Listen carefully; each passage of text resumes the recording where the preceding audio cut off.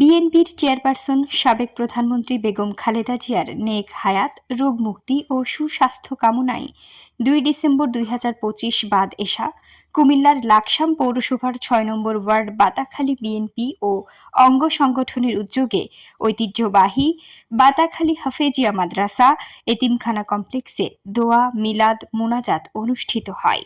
উক্ত দোয়া ও মিলাদ মাহফিলে প্রধান অতিথি হিসেবে উপস্থিত ছিলেন লাকসাম পৌরসভা বিএনপির সাধারণ সম্পাদক গোলাম ফারুক।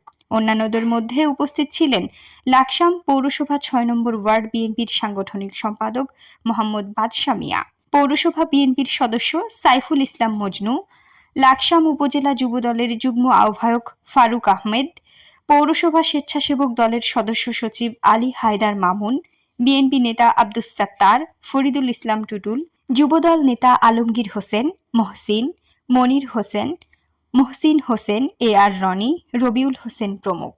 মোনাজাত পরিচালনা করেন বাতাখালী হাফেজিয়া মাদ্রাসা ও এতিমখানার মুহাতিম কারি মাওলানা নাজমুল হাসান। মোনাজাতে দেশ ও জাতির কল্যাণে, বিশেষ করে দেশনেত্রী বেগম খালেদা জিয়ার দীর্ঘ নেক হায়াত, সুস্বাস্থ্য কামনা করা হয়। মিলাদ শেষে তাবাররুক বিতরণ করা হয়।